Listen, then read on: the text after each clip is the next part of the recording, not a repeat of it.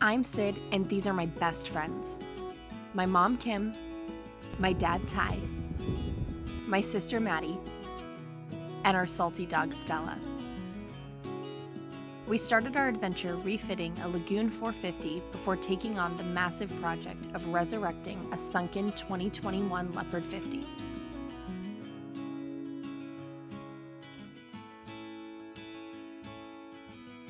It's been one heck of a ride, but we're on this adventure to die with memories, not dreams, and live dauntless. All right, it is time to start getting to work on this boat. One of the first things that we need to do is order the new logo so that we can put it on while we're out on the hard taking care of a couple of other things in the next few weeks. So it's time to get measuring. Nope, up against the boat. And feed down. Stop. So about 69 inches to work with, which will give us just a skosh top and bottom. So it looks like we're going to be about 68, 69 by 55 inches wide for the logo. Can you show me 55 inches? Okay. Good. I think that'll be plenty big. Plenty big. Otherwise we're going to turn it, and I think it's just going to look awkward if we turn it at an angle. That's what I said before, but you had to come to your own conclusion. I had to wait for it to be my idea. Glad it's your idea. It's my idea now. Hooray. Woo. Good job, Ty. You're welcome.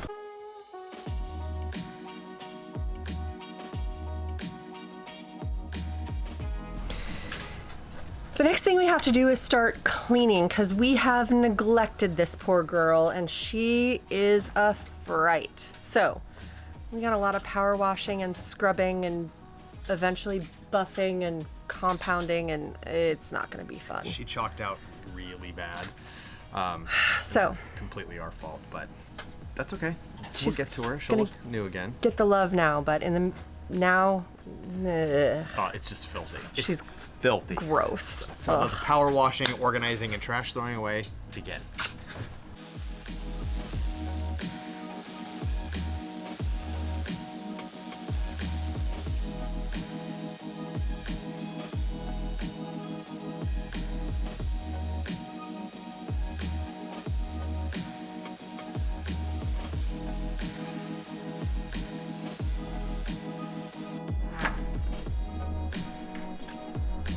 She's a couple shades lighter.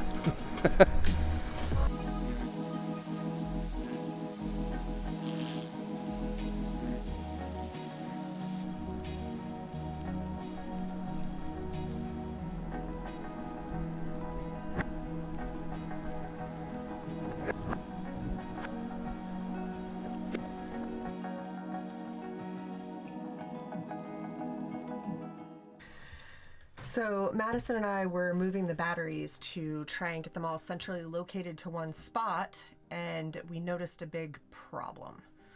It's big. So Leopard put this drain in the deck because there was a constant puddle issue on earlier production models, and we were one of the, in fact I think we were the first boat to get a drain here, which doesn't really work because it just kind of elevates it above the deck and nothing really drains. But Madison discovered that this hose clamp was leaking, and that these Mattress toppers. sorry, I'm just pissed. Yeah, the mattress toppers were soaked. Well, that had dripped onto the mattress topper, and the mattress topper foam had then distributed it between, well, what looks like a minimum of 2 cells. These are 5.3 kilowatts a piece, and it looks like we've lost 2 of them. They're completely fucking corroded and full of water. You can see the cells get some damage. Right here, I'm going to turn this one over. You can see the water just running through it and all these corroded cells. So these batteries, we were originally going to have 75 kilowatts of storage in the boat.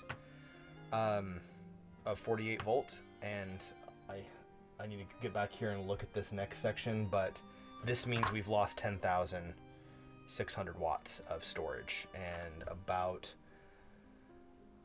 $2,500, $2,700 in batteries. So that sucks. But on an interesting note, YouTube,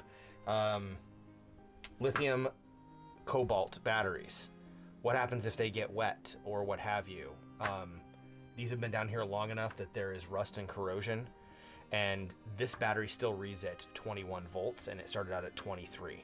So even with these things sitting in water in a frickin' tray, they're still holding voltage, and there has been zero flare-up, thermal issues, corrosion, breaching, anything. So I think Tesla makes a pretty damn good battery. So the boat didn't burn down, but we lost a big ass pile of cash. Let's see what this one reads. Fuck.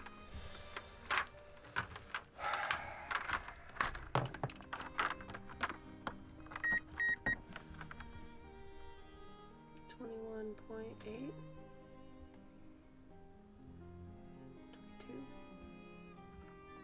21.9. So I'm not going to use this battery, obviously, because it's compromised. I'll reach out and see if there's somebody that can fix it or repair it. I don't know if it's cost prohibitive or not, but obviously if there's any corrosion, that's not acceptable. So if this is just some surface stuff that needs to be taken out and maybe 1 or 2 cells replaced, maybe, but it doesn't look promising right now. It's not for us. The joys of boat life. So she's been mothballed, albeit a wet mothball, for the last 10 months. All right, let's get these wet toppers out of here. Say it or mine? I'm gonna say it. You say it. I'm gonna say it. Okay guys, the next thing that we have to do is we have to rig the mast. It is time to get her to looking like a... Pause for interruption. Mike's crane service. Oh, that's important.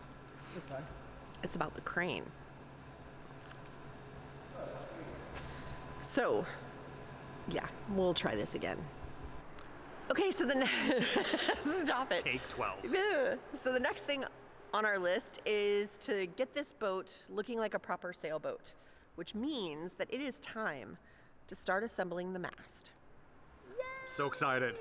So we're gonna dig into these boxes that we got from US Spars, which is the US division of Z Spars, which is where the mast originates from on the boat. So we ordered everything. We just hope that it's all in the boxes. We didn't check it in very well, so we're really hoping that everything is correct so that when It's only been 6 months.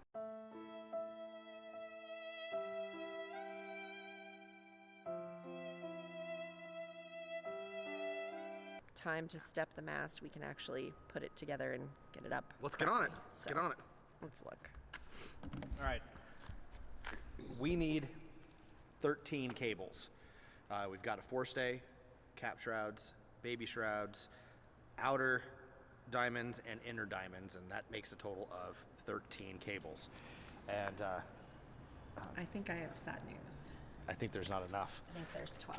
So we have 1, 2, 3, 4, 5, 6, 7, 8, 9, 10, 11, 12. So now we have to figure out what we're missing. Okay. We have 2 babies. So we've got 1, 2, 3, 4, 5 cables. This shows we're supposed to have 1, 2, 3, 4 cables. So It's all here. It's all here. Yeah. Well, that's a relief. Winter, winter chicken dinner. All right, it's so pretty. All shiny. Now let's put it all back together again and get on wiring the mast, because that's what we really need to do right now. you doing? I am cutting the plastic off the mast where all of our wires come through. So, Wires for what? well, this is for our steaming light, and this is for our deck light, and then we've got one up here for radar, and where the spreaders come through, where we're going to put some spreader lights, and yeah, so we're going to get all of our pre-wire done for all the stuff that we're going to put on the mast, while of course it's down on the ground, and then as soon as we're done with that, we're going to drill and mount all of our lights, because the mast came naked, so no spreaders, no rigging on it, no nothing. So we're gonna do that. I have to drill and tap holes and all kinds of fun stuff. So that's it. Like that. More holes. More holes. This mast is freaking huge.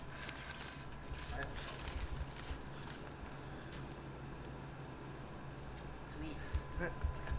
Oh, hello. Weirdo. And tell me how long she is. The mast? Yeah. The mast is 20 meters. And down here we'll put the conversion in feet. But it's plus the deck height, the freeboard on the boat makes her 77 feet off the water. But the actual extrusion for the mast. Oh, this is another cool thing. So usually these masts get cut in half and delivered to wherever they're going in the world, and then they put a splice piece on the inside of them, and then there's, I don't know, a couple hundred rivets that hold the top and the bottom half together. Because Just how the 45 was done. yeah, how every cat that we've seen has been actually, or larger cat. And US Spars is here, and because they're over in Gainesville in Florida, they're only like an hour and a half away. So when I ordered the mast, I said, can you just send it in one piece and have a one-piece extrusion? And they said, yeah, as long as there's a place for us to drive in and deliver it to, which of course the boatyard is, you can absolutely have a single-piece mast. So I think we're the only Leopard 50 with a single-piece extrusion mast, which I think is pretty freaking cool. And just less corrosion points and 400 less holes in our boat. Yay! I'm gonna let Maddie tomorrow cut all the plastic off the mast. It's dirty. Very dirty. And this is for our anchor light. Yep. And we're putting a tricolor on top of the mast as well. So there's actually two wires. There's three wires in here. There's a ground and then two positive conductors in there. So you can actually run two lights off of one wire. Look how gorgeous that she is. Mouse lines everywhere. Oh, here's our VHF line right here that comes through the side. Okay. All right. So we'll attach our VHF wire there. We can pull that through. And then also, I'm going to, coming through here, I'm going to, it is. So this is where our main anchor light comes through, and our tricolor is going to be mounted here. But right inside of here is a conduit that this runs through, that I'm also going to be running a heavy gauge wire through for our new lightning protection, which is a completely awesome freaking system. It's an actual Tesla patent. They've been, I think, for 15 or 20 years. They've got them all over the world, and they have 100% no strikes. And they've been having them on boats for quite a while. And another friend of ours that's a captain for a large vessel, he's had one on his down in West Palm for 3 or 4 years now, and they've had 0 strikes. They've had 0 issues whatsoever. So I'm super excited to show you guys that when it comes very, very shortly. So we have all kinds of stuff that's going to mount to the top of this.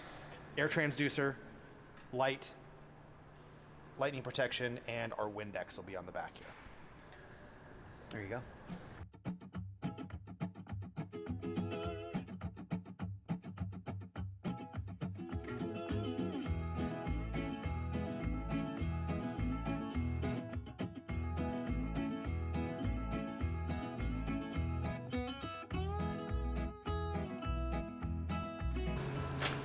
Oh Lord, what are you doing? So the manufacturer put mouse lines in to, of course, pull lines and wire and what have you.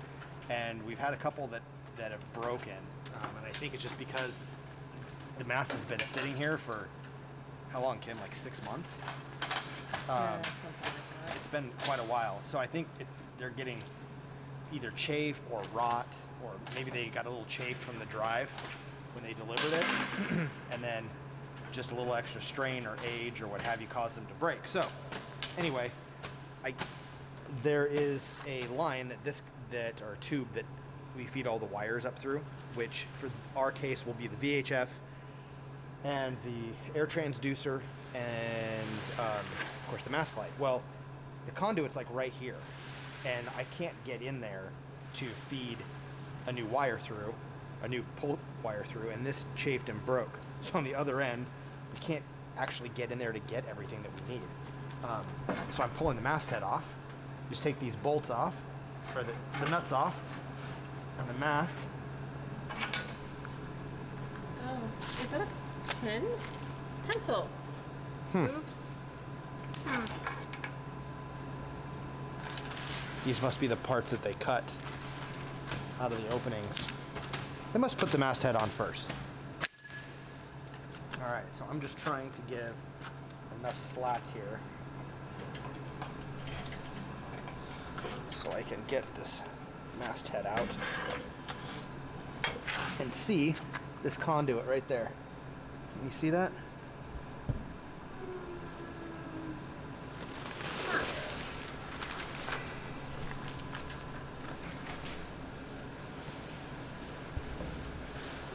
Kinda. Maybe. It's right here at the end. Yeah. Okay. So now if we need to pull any more wire through or any more line through, I'll be able to easily get to that and reroute it, because it's going to be a pretty tight turn to get some of these big wires through. The new VHF wire is like as big around as my pinky, and it's going to be a bit of a challenge, but we'll get it. But sometimes you just have to take shit apart so you can put it back together the right way. All right. I'm happy with that. I do remember that this is being kind of a pain in the butt, putting this back together and getting all these bolts to line up, because they actually bend these bolts. Ah, it's custom. Goes in the side of the mast, and this is what holds the masthead on. Custom. Beautiful. All right, so that's taken off, and I think that we're going to add one more cool thing to the masthead. A friend of ours, Captain Ron, did it on his boat, and I thought this was such a cool idea. There is a little light that you can turn on that goes underneath your Windex. So when it's really dark outside and you look up and you need to see and verify wind direction to make sure that your transducer's reading properly, the light shines on the bottom side of the Windex, which is reflective, and you can actually see it from all the way down on the deck. And it's just a little bitty tiny light with a single LED. So that's what we're going to do. I'm going to run a wire for that up here and put it underneath the Windex.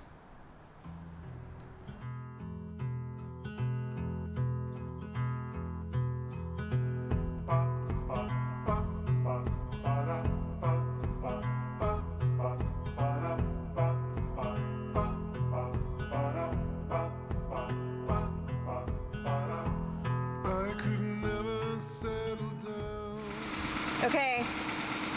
The first one is at the end, but it's going to be tough making the turn getting out of there.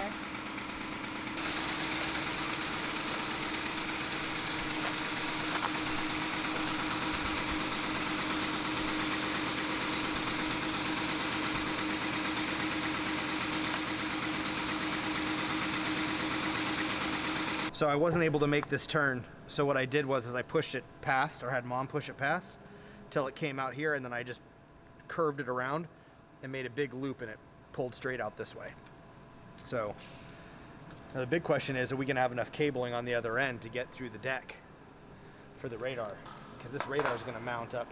These wires are going to come out to like here. I don't know How much cabling do we have?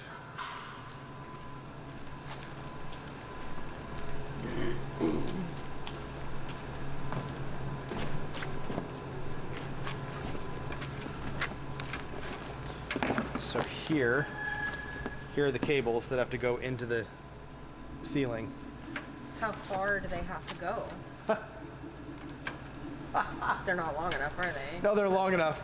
So they were supposed to cut a hole because on, like for example, on the lagoon, all the wires come down through the center of the mast and they feed down through the compression post and go down inside the boat. But on the 50s, it actually comes out of the front of the mast and it goes through a deck flanged. So we have to drill a hole here to bring the wires out and then bring them down in through the deck. So I think it's enough because here's the deck and we're gonna mount it at that hub like this underneath. So it's just enough to get out and through the floor or through the coach roof. Ceiling. It's gonna be, it'll be tight. Yeah, it'll be tight, but it'll be a good fit.